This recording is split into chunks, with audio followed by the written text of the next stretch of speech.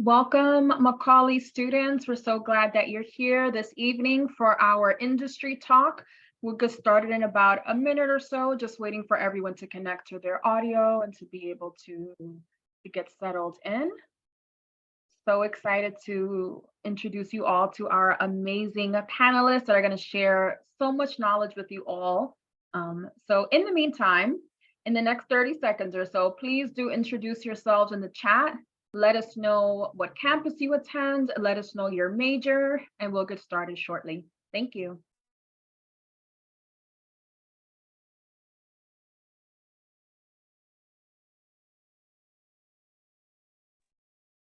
We'll take a couple of seconds. Let us know in the chat. What campus do you attend? What's your major? And we'll begin shortly.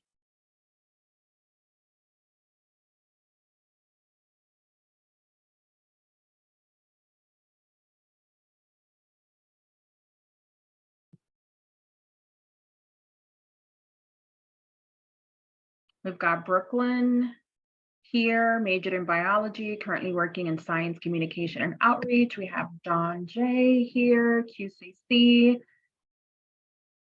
forensic psychology, health science.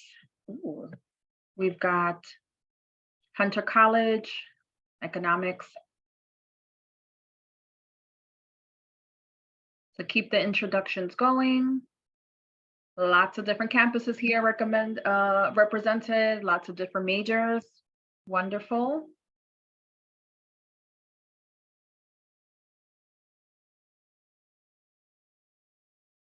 Okay, so welcome everyone to our industry talk for entertainment and media. We have 6 wonderful panelists that are going to share about their career trajectory and give you all advice for those of you who may be interested in learning more about this career path. So we're gonna begin with letting the panelists introduce themselves. So please do tell us a little bit about yourself and your role, your career. What made you decide to enter this industry? How did you get into the media and entertainment fields? You can all just begin with letting us know about your introductions. Thank you. Hey, good evening. My name is Scott Henkel. I'm a senior director for podcast operations at Odyssey Inc., here based in New York City. Though Odyssey, of course, has offices all around the country based in their radio markets. And so I've been with Odyssey since June. Prior to that, I spent 9 years with Westwood One Radio Networks, which is part of Cumulus Media, which is another radio company. And for my career, I've been in the, I guess you could call it a sales support and operations role. So my role has always been behind the scenes, making sure that when the ad sales get done or the programming sales get done, selling the program to stations at my old job, I've always been on the team that made sure that the sale gets executed and that the customer gets what they've paid for.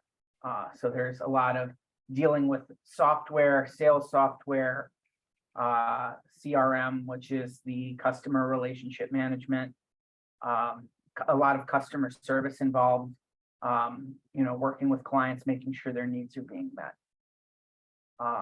And since about 2017, I've been in a supervisory role. I've been able to work with a lot of mostly entry-level employees, some experienced as well, in working to execute on those goals, to make sure that commercials run or programming gets delivered. And I decided to enter the industry. When I was in high school, I'd always be an insomniac in the summer, and just like summer after my junior year, I just started keeping the radio on, just because video games, that especially if you're replaying like I was, like you've already heard the audio tracks there. So I was just listening for something new, and I just really connected with the sports radio personalities I was, listening to at night. And I thought I wanted to be in radio. I went to school for that at SUNY Plattsburgh in upstate New York. And Then when I got out into the professional world, I found that my talent was more, even in college, working at the campus station, I found my talent was always more in the back, supporting those who were on air, than necessarily being the guy on the microphone myself. That's not fun. But where I really excelled was that operations, making sure things got done. And how I got into it was Craigslist, to be honest. I was working for Enterprise Rent-A-Car as a part-time car driver, just trying to find a role within the field I'd studied. And I saw something. I knew who Westwood One was from their position in sports radio, doing live events. So I'd heard of them, and turned out not to be a scam like so many Craigslist jobs. And I was there for 9 years, and then the person who hired me there, he had moved on to Odyssey, and he called me and was like, how much do you want to come join me? And Odyssey's always been a very, I've always, because I worked so closely with Odyssey at my last job with people from there.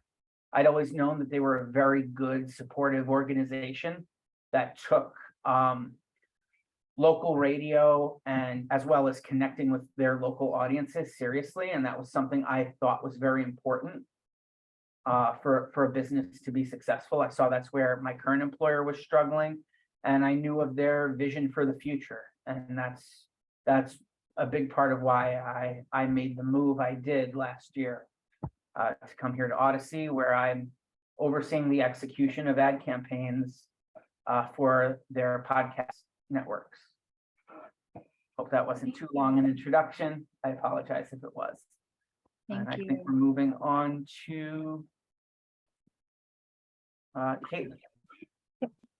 Thank you, Scott. Hi, everyone. My name is Caitlin Uscano. I am a recruiter at Paramount. I've been with Paramount for a year and a half. How I got here, when I came out of college, I was actually working with Homeland Security and NYPD in investigations, specifically in counterfeiting.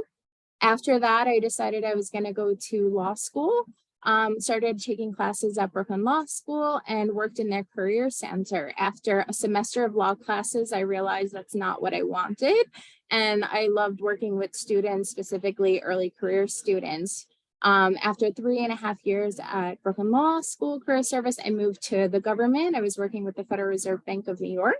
I was running their intern program for upward of 3 years, working specifically with entry-level candidates in all areas of the Fed.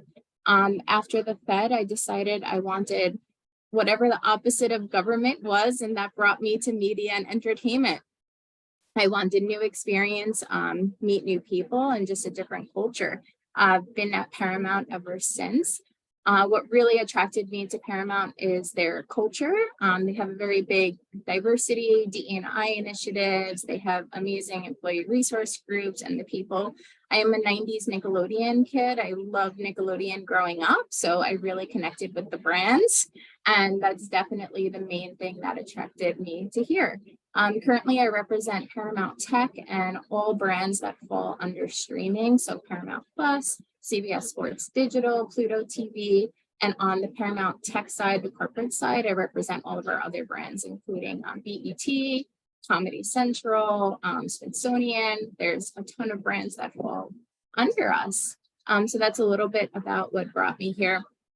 What I really love the most about my position is working with all entry-level candidates. I didn't get to intern when I was in college because I was working too many part-time jobs. So I definitely love to kind of make things happen for students and give them these opportunities to come with us and hopefully convert into full-time employees and give them, a chance they may or may not think they have with us. So that's a little bit about me. Now I'll pass it over to, I believe it was Asma. Hi, everyone. Well, Caitlin and I have kind of a similar role. I'm also in the emerging talent space. So I'm over at Vice Media Group.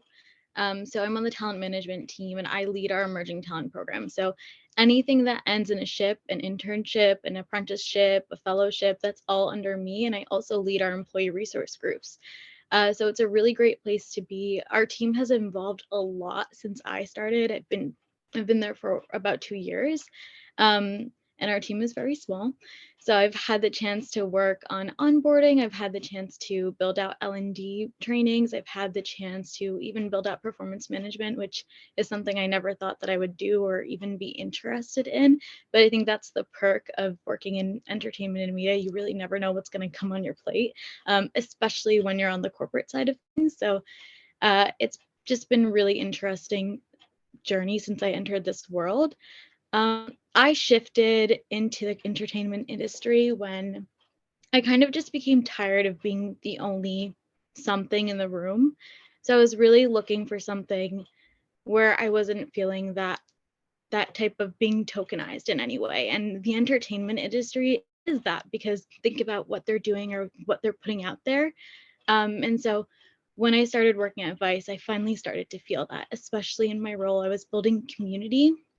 And after COVID, we really didn't have that community. It was really lost when we were working from home. I mean, even sometimes when I get home, I'm like, I don't want to do anything. I just want to scroll through TikTok, which is probably an unhealthy habit.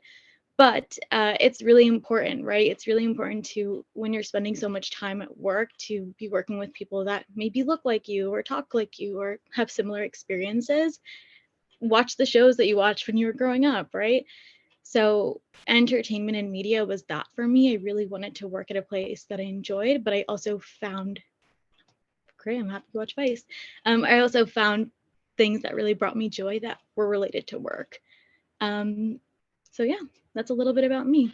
I'm sure you'll learn more throughout this talk. So who's next? I think it's Carlos. I am, yes. Hi, everybody. My name is Carlos Cruz. I am a Queens kid, a New York City kid, proudly New York City, and also went to Baruch. My wife as well, who is also on the call, went to Macaulay, so we stay very close to the school. In terms of what I do, I am the VP of East Coast Sales for a company called LoopMe. I work specifically in ad tech. It's so nice to hear about so many different content creators that are on this call. I am not on that side of things. I don't create content. This isn't for, different creative messaging for advertising. I'm on the media side of this. At this point, the creative process has happened, and now it's about how do we match, the right audience to the right ad. So living within that kind of ad tech space, specifically at LoopMe, we're an AI-based company. I've been in advertising, media advertising, for about 18 years now. And the way I got into it, I didn't even really think about this was an industry, but the Career Development Center at Baruch had a posting for a media buyer position. I was good with numbers. I was a marketing major, math minor, good with numbers, not so great with people. So I figured if I was on the buying side, people would think I'm funny. They have to laugh at my jokes, and I would therefore have an easier time getting to know others and, hopefully breaking out of my shell a little bit. So I went into the agency side of things, where I learned about media buying, different types of media, local, national. And from there, got a real nice bird's eye view of what I thought was going to be the future of this industry, right? As people were talking about video, mobile, this is going back, again, 15 years or so. So I was able to make some interesting bets. I am fully on the sales side. I went to Baruch, and I think I had maybe one sales course there. I would highly recommend it for any of the folks that are considering marketing or have communications backgrounds. Sales isn't normally the type of role that people look to get into, but it can be rather lucrative. Currently, greetings from Arkansas. Not that this is too exotic, but Walmart is centered here, and I've been able to align an opportunity to meet with them. So if you're looking for the type of career that has you engaging with a lot of folks, can be somewhat lucrative and certainly character building, I would highly recommend sales, and specifically in the ad tech space. And I'm happy to go into that a bit further as the session goes through.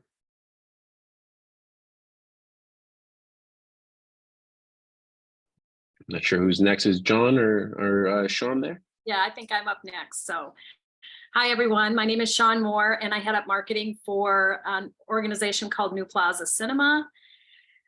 New Plaza Cinema is a not-for-profit, very, very small organization. I'm a part of the management team. There are 4 of us, and we are all volunteer. So we've got a full volunteer management team.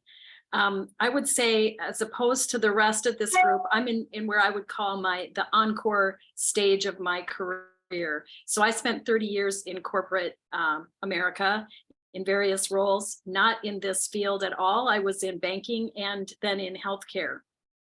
My background is in marketing, but before you start thinking of me being a communications expert, when I say marketing, I mean the big M of marketing, working on product, price, place, and promotion. So really developing products and ushering those products through their life cycle. So that's my background. How I got involved with New Plaza Cinema, and by the way, New Plaza Cinema has actually we are using the screening room on weekends in the Macaulay building, and so we are screening films. We're an independent film, independent and foreign films are primarily what we show, and we're doing that in the Macaulay building. So kudos to our partners at Macaulay for giving us a chance to use that space for our films. My role as the head of marketing is really to make sure that our products get developed. And then I do work with various communication staff who work on and our PR group as well. Some paid, some interns, some paid, some volunteer as well. In fact, one of our paid individuals is on the call today, Hannah Kavanaugh, who is doing our podcast for us. So that's been very exciting. And Hannah, if you guys don't know her, Hannah's just an amazing talent and has been really great for us to have on our team as well. So, but my focus in marketing and really has been in marketing my entire career. And so the advice that I give to people, if they're interested in that all, first of all, marketing is the lucrative jobs, to take Carlos' term. The lucrative jobs are those that are really in the strategic, analytic areas. Product management is a pretty lucrative career if you can get into that kind of career, but it's very analytic, leadership driven type of career. And so how I ended up at New Plaza Cinema is that it was getting started as a not-for-profit. I have a passion for this field. Independent and foreign art cinema is really a passion of mine, and it's a passion of mine for really very philosophic reasons, because independent films and independent theaters are really a way to help people see things that they wouldn't else see in their lives, and learn about things that they wouldn't learn about in other places in their lives. And we're in Manhattan, but we are the only independent theater north of 14th Street in Manhattan. There are 750,000 people that live north of 50th in Manhattan. So just think about that. We're one theater serving pretty much 800,000 or 900,000 individuals. So it's crazy. And we think it's an important part of the culture of New York. And so we're desperately trying to keep that alive.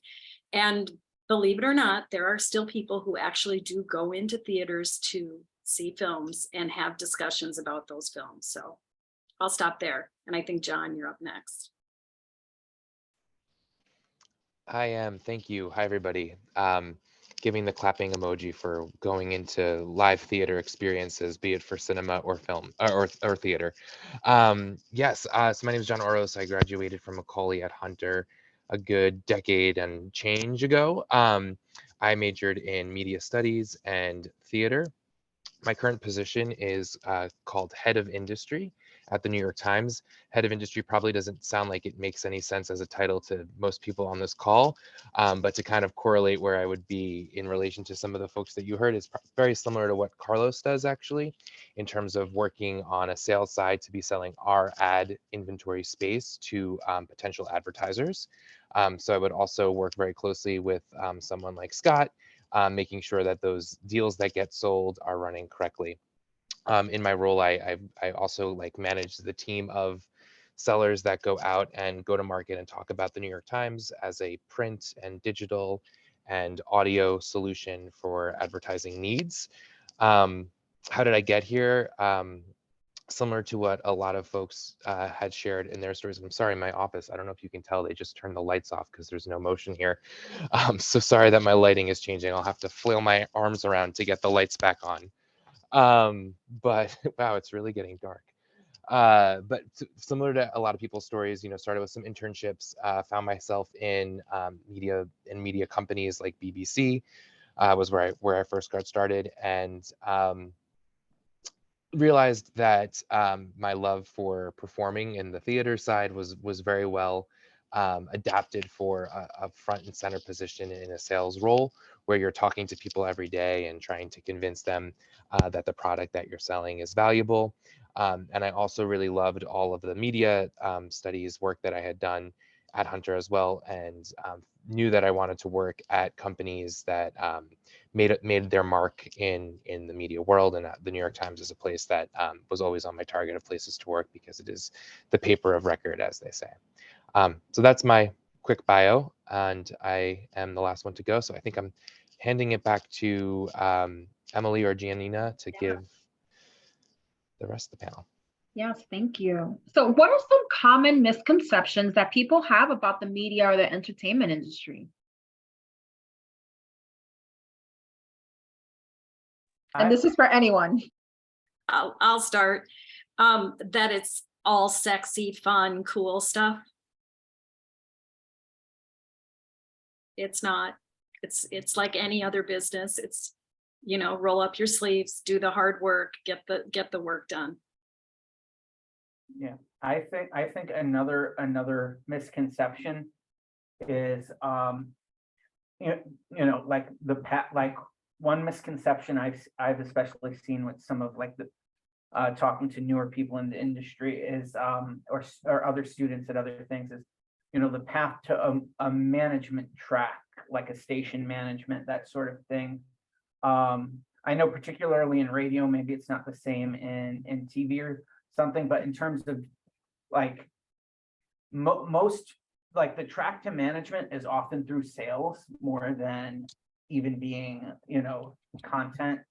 I mean, if, you know, you can obviously, you know, be a producer, executive producer, head of content that way, but a lot of the executive path is often through sales, because ultimately a lot of the big media companies, you know, they're going to go in on what's making them money, and so they lean heavily on those revenue sides.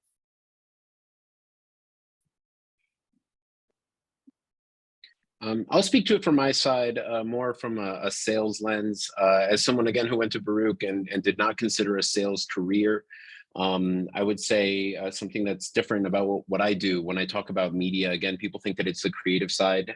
For us, it's really the business side. How do we match that ad to the viewer? When it comes to sales, again, my initial reaction was, I'm not getting into sales. A lot of folks don't want to be in that role. I will share that I run a sales team. The people that are really successful on my team are losing like 70% of their deals. We are in the business of losing, so it takes a really strong stomach to run a sales team to work in this type of environment. I've mentioned it's lucrative. It can be lucrative financially, but one thing that I think is really nice about being in sales, specifically in this industry, and I think John would agree, is that there's a lot of additional benefits that broaden your horizons just beyond the scope of the role itself, from travel to sales coaching, continued development across all of these very competitive organizations. Technology changes very quickly. So the role that you have, even within the same organization, is going to evolve as, you know, laws change, as privacy issues come up and topics, et cetera.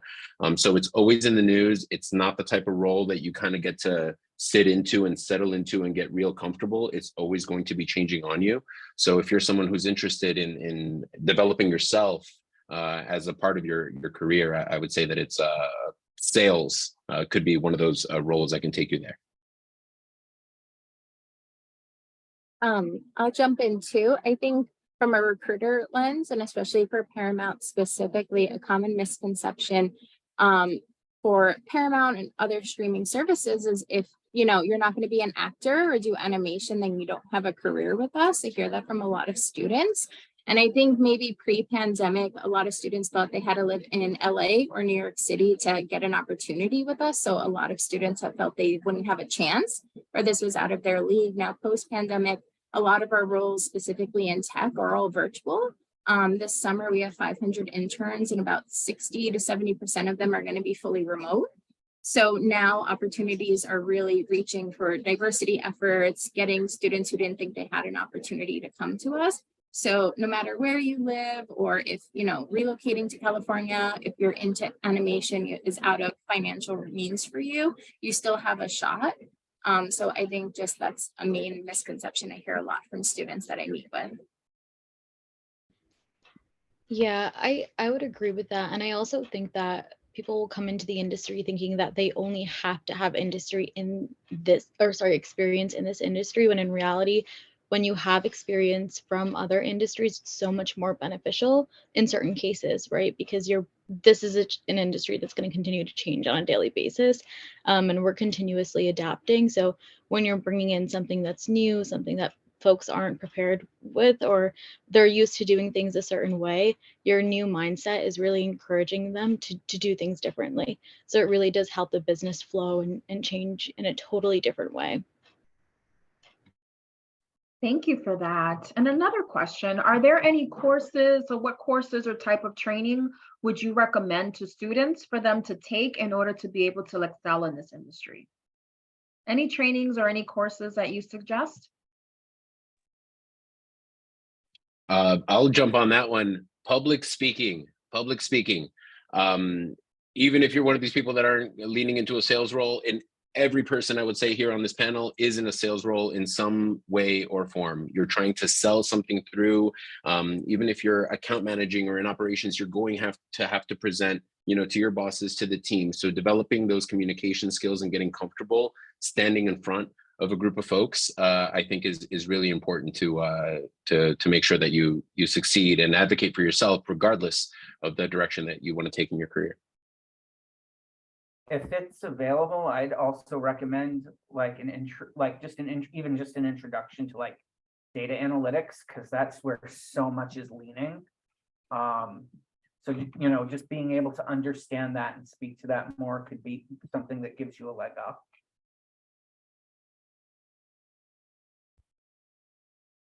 To echo Scott, when I started college, I actually started at Hunter College. And one of my first classes I took was Intro to Accounting. And at that time, I hated Excel. I was enemies with it. And I'm pretty sure anyone on this call uses Excel in some format in their role. So I think just echoing what Scott said, an analytics class, an accounting class, a math class, or even if they have Intro to Excel or anything like that, it's really useful. As a recruiter, I use Excel, I use Tableau, I use a lot of different programs to get the statistics for our team. So those type of classes are really beneficial. And I'm just going to go back and echo what Carlos was saying about public speaking or sales, or even going back to his comments about spending time in a sales role. One of the things in every industry, but this industry in particular, you have to be able to sell yourself. You have to be able to sell your ideas. That ties into what Caitlin and Scott were talking about, analytics. You have to be able to look at something from all perspectives, put together a good story. And that story starts with the data, and why you should do something is almost always based on the data, and then being able to sell not only your concept, but to sell yourself. And I think those are going to be really important things, regardless of what industry you're in, but in particular in this industry as well. And I see in the chat that Asma says, Carlos stole my answer. So that's just a third person saying public speaking. And then we do have a question in the chat. Are programs such as SQL needed or recommended? I think it depends on what kind of roles you're looking to make yourself available for. Definitely if you want to go into a data analytics kind of role, that's a very useful skill to have. Yeah,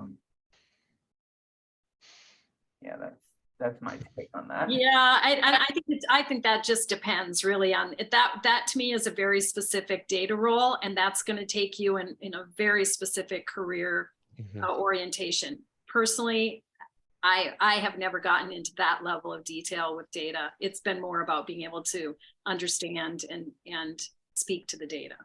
Yeah. I'll jump on it too. Just from a recruiter's perspective, I hire for all tech across Paramount. So SQL is also used for software engineers, product managers. That's definitely something. So if you're interested in any tech space, data, engineering, product, even my technical project managers, it's recommended to have SQL or Python. So unless you're really in love with any tech role and you want to go that direction, it's not needed for any of our other positions.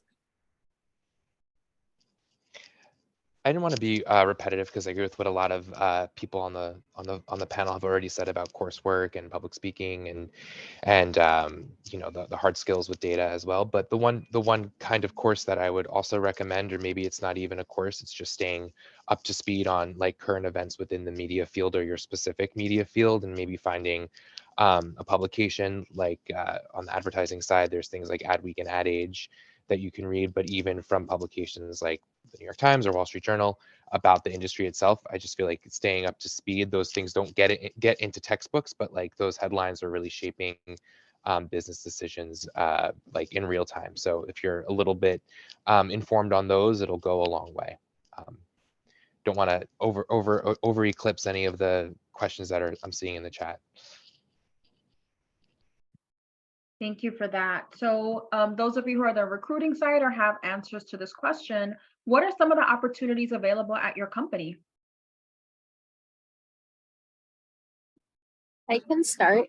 We have everything here at Paramount, from animation to all areas of tech, like I mentioned before. I'm also hiring for environmentalists. We have construction roles, production roles. Depends what you're interested in.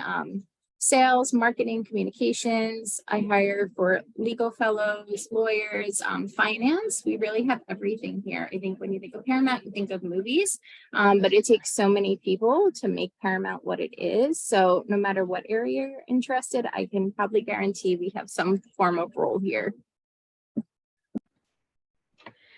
From our end, I think it's actually the opposite, where people will think that they know what Vice is, where I saw someone come in, I love watching Vice News.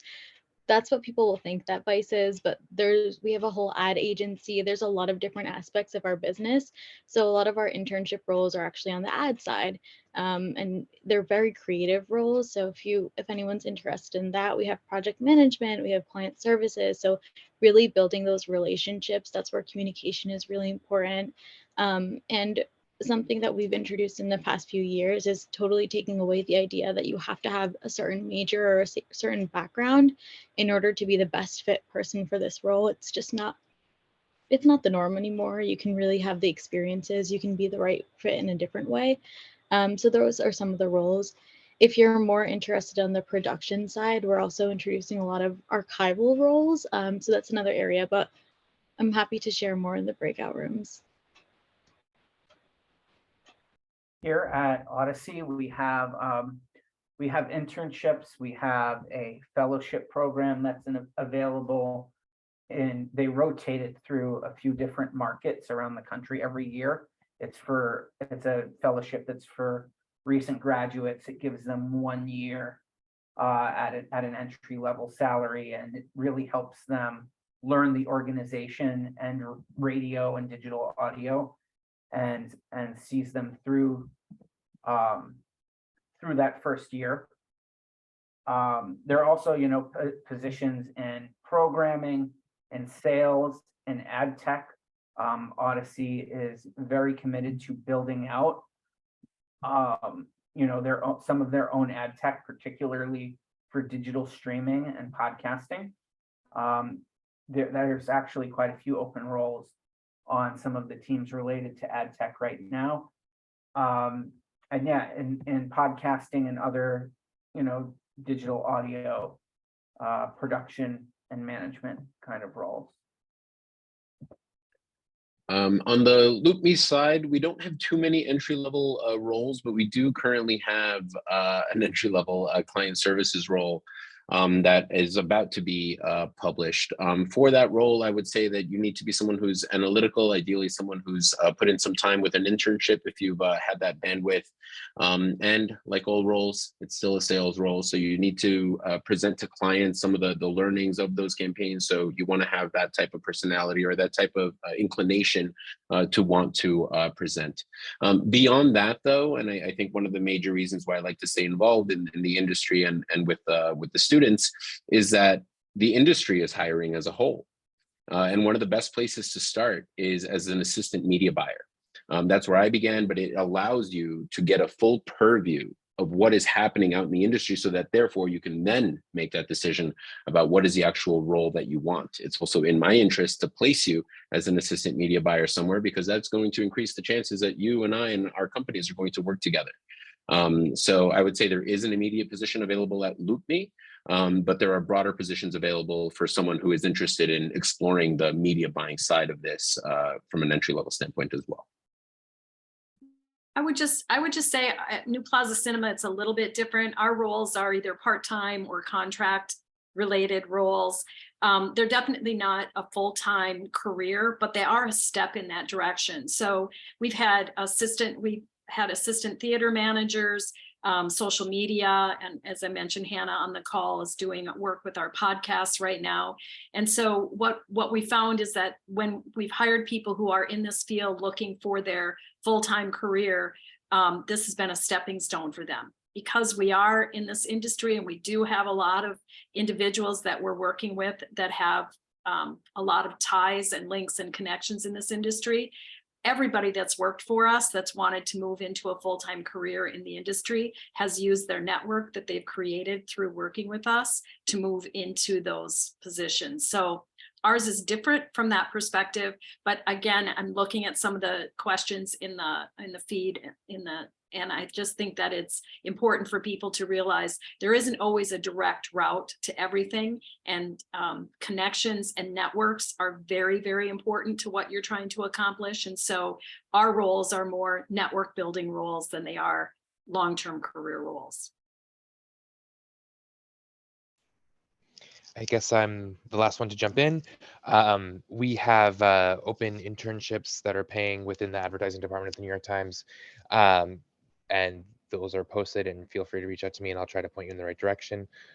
We do have, I actually have an opening on my team that's for a junior sales role. So looking for someone with a little bit of experience in the media field already, but that just opened this week. But agree with what everyone's saying too. Like the great thing about when you're starting out in your career, there's so many great foot in the door generalist roles that will help define that if you get them and you get your foot in that door, it'll help kind of like illuminate what the world of media can be and help you define what path you would want to take. So like to Carlos's point about being a media buyer at a major agency, like there's no better place to get exposed to like our side of the world. So happy to like help connect, because we often get told we need a media buyer here, we need a media buyer there, and we can kind of point people in the right direction. So